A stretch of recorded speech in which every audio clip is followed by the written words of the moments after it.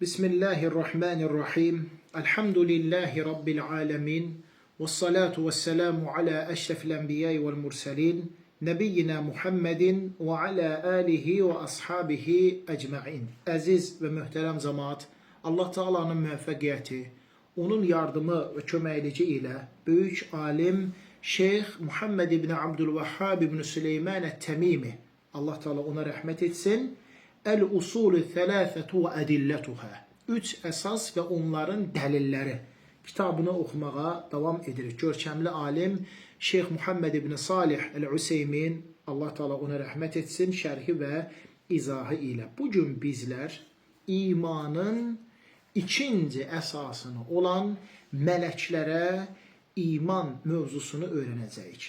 Keçən dərsimizdə öyrəndik ki, imanın 6 əsası vardır. Ən birinci Allah'a inanmaq, sonra onun mələklərinə inanmaq, sonra onun kitablarına inanmaq, bizə indirdiyi, sonra onun peyğəmbərlərinə inanmaq, bizə göndərdiyi, sonra axirət gününə inanmaq, sonra qədərin xeyrinə və şərrinə iman gətirib inanmaq.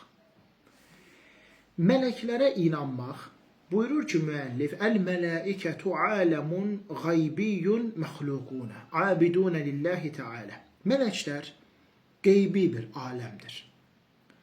Onlar Allah'ın yaratmış olduğu varlıqlardır. Allah subhanahu ve teala'ya ibadətdə və itayətdə güclü və yaxşıdırlar. Allah Teala onlar hakkında buyurur, La ya'sunallaha ma emarahum ve yef'alun ma yu'marun. Onlar Allah'ın emrettiği bir işte asi olmurlar, Allah'a karşı gelmirlər ve Allah onlara ne emredirse onlar onu yerine yetirirlər. Mələklər yarandığı günlərdən qiyam halında olanlar var. Mələklərdən yarandığı gündən bəri rüku halında olan var. Mələklərdən yarandığı gündən bəri səcdə halında olanlar var. Və ta ki qiyamətə qədər o şəkildə davam edəcəkdirlər. Allah Teala'ya ibadətdə və itayətdə olan, Allah'ın nurdan xəlq etdiyi, Allah'a ibadət və itayət içərisində olub ona asi olmayan varlıqlardır. Allah Resulü sallallahu aleyhi və səlləm buyurur ki, Allah Teala mələkləri nurdan yaratmışdır. Cinləri oddan, İnsanları ise Kur'an-ı Kerim'de vəsf olunduğu kimi torpaqdan yaratmıştır. Resul sallallahu aleyhi ve sellem buyurur ki, sema inledi ve onun inləməsi de haqq oldu. Semada 4 barmaq qədər yer yoxdur ki, mələklər ora alınların Allah üçün səcdəyə qoymamış olsunlar.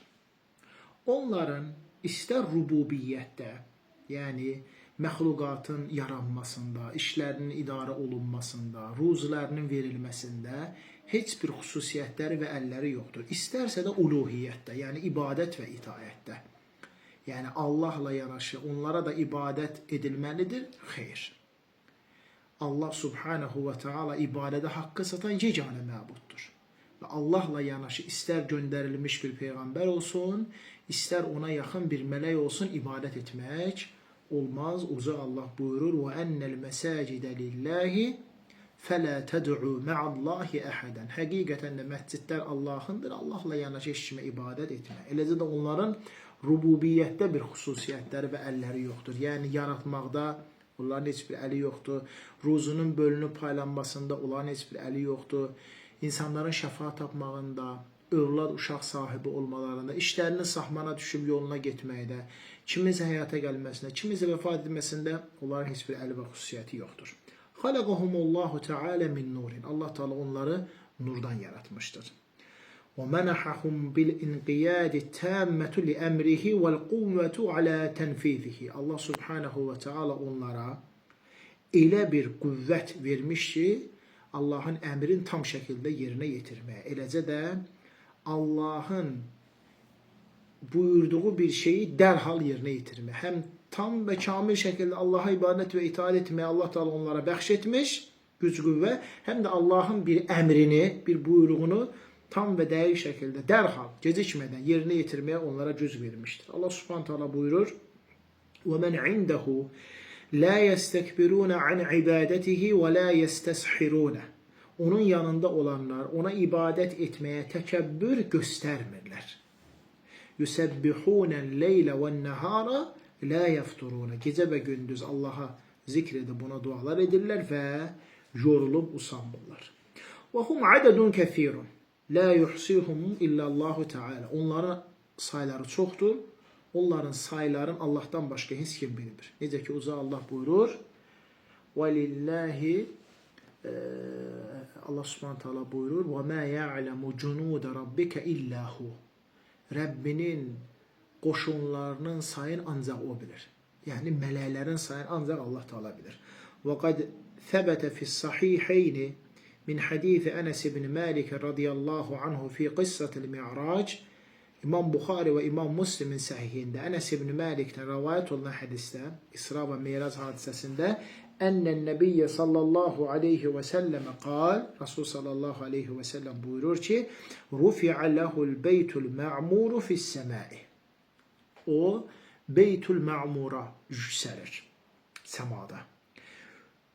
Yusalli fihi kulli yevmun 70.000 melek.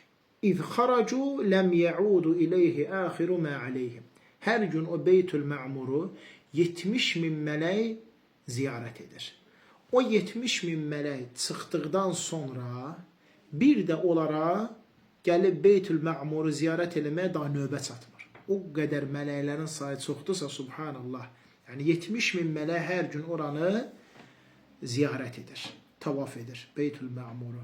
Onlar çıxır, da bir də onlara növbə çatmır. Növbəti 70.000 mələk gəlir.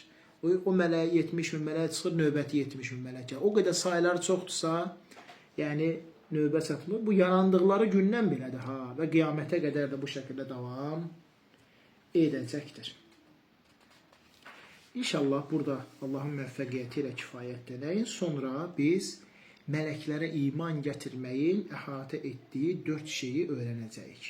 Mələklərə iman gətirmək deyərkən, yəni onların varlığına, mövcud olmalarına inanmaq, mələklərin istər bildiyimiz adlarına və bilmədiyimiz adlarına inanmaq, mələklərin bildiyimiz və bilmədiyimiz sifətlərinə, xüsusiyyətlərinə inanmaq və bir də mələklərin Allahın əmrini qayıtsız, şərtsiz dərhal yerinə yetirmələrini inşallah bilib öyrənmək. Allah Teala bizləri eşidib başa düşüb faydalanan və ən gözəlinə tabi olan qullarından etsin.